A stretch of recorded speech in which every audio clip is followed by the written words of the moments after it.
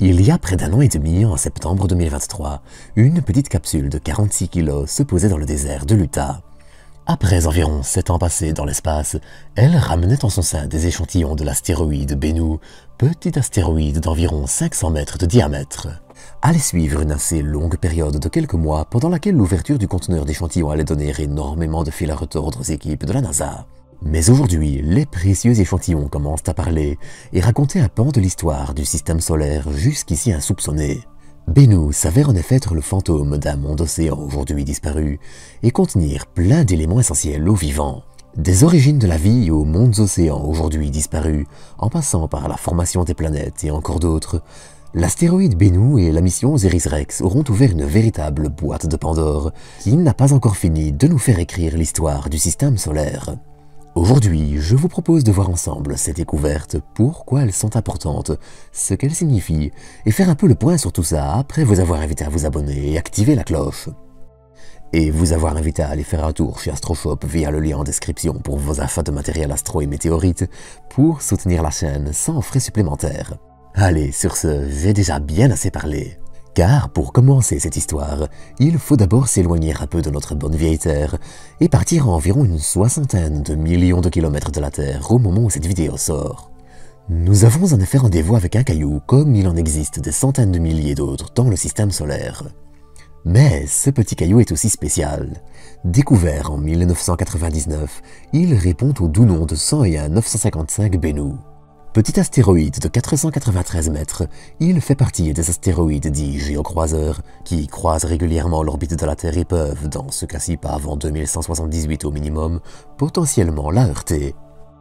Bon, ici on parle d'un risque sur 1750, donc autant vous dire que pas mal de bananes vont couler sous les ponts d'ici un potentiel impact. Mais Bennu est bien plus intéressant que ça.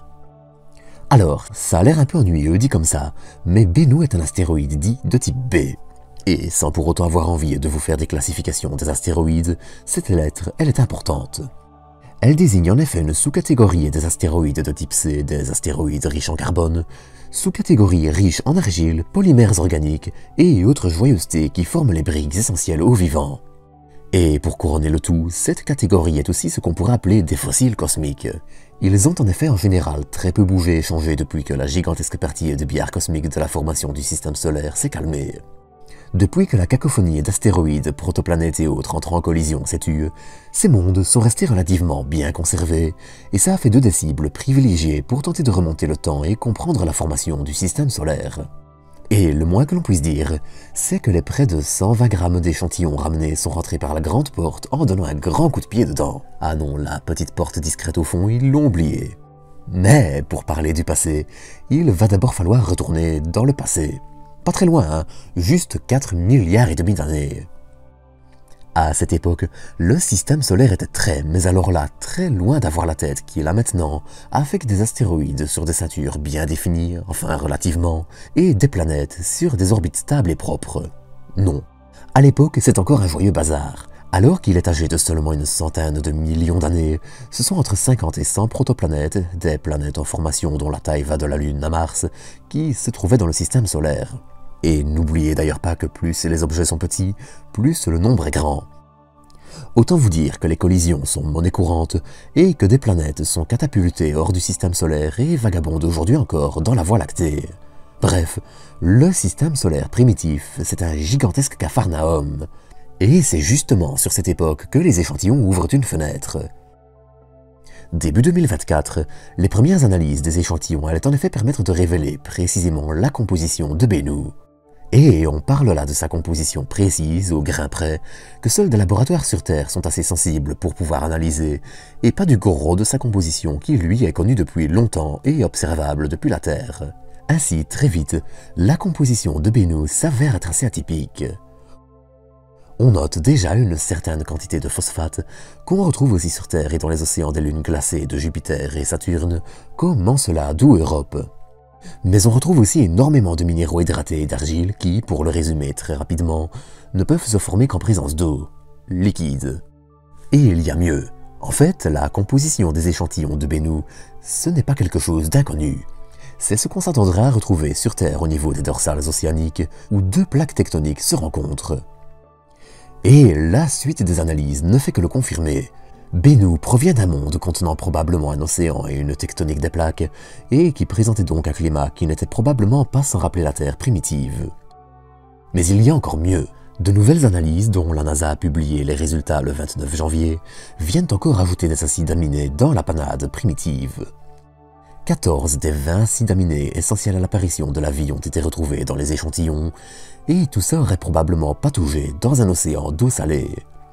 En plus, plus de 11 minéraux apparaissant lors de l'évaporation d'eau salée ont été identifiés, et tout ça, eh bien, ça a de l'importance. Même si ça ne nous permet pas encore de comprendre exactement comment la vie est apparue sur Terre, ça commence à dresser un tableau assez précis du système solaire primitif. L'eau y était déjà non seulement relativement abondante, mais en plus, les briques essentielles à la vie y étaient disponibles assez tôt. Et quand on sait que les plus anciennes traces de vie connues datent d'1,2 milliard d'années après le début de la formation du système solaire, eh bien, on se retrouve avec un tableau assez intéressant. Bennu nous permet en effet d'affirmer deux choses, que l'eau liquide a été présente très tôt dans l'histoire du système solaire, et que les composés chimiques essentiels aux vivants et les molécules qui en découlent n'ont pas été très longtemps à la traîne. Dès lors, lorsque l'on regarde des mondes comme la lune de Saturne Encelade, ou la lune jovienne Europe avec leurs gigantesques océans souterrains contenant plus d'eau que la Terre, faire preuve d'un certain optimisme quant à la présence de formes de vie unicellulaires n'est pas totalement dénué de sens. Alors bien sûr, jusqu'à présent, on ne connaît de la vie que sur Terre. Mais ce que Bennu démontre, c'est que les briques du vivant ne se sont pas retrouvées sur Terre par hasard. Comme probablement dans beaucoup d'autres systèmes planétaires en formation, elles se forment assez facilement et ont juste besoin de se retrouver réunies dans le bon environnement. Dans notre cas, il s'est avéré que ce bon environnement était la Terre, Terre qui est au final la seule planète du système solaire capable de garder de l'eau liquide sur le long terme. Enfin, en surface, parce que les lunes glacées, c'est autre chose. Quant à la question y a-t-il eu ou y a-t-il de la vie ailleurs dans le système solaire, eh bien, il faudra ramener des échantillons de Mars, sonder les océans des lunes glacées et des géantes gazeuses, et continuer d'analyser ce genre d'échantillons pour y répondre. Mais pour tout ça, il faudra encore s'armer de patience, donc comme d'habitude, on en reparlera le moment venu. En attendant, si vous avez aimé cet épisode ou que vous avez des questions, n'hésitez pas à les laisser en commentaire. Allez, sur ce, à dans quelques jours pour une nouvelle dose d'espace.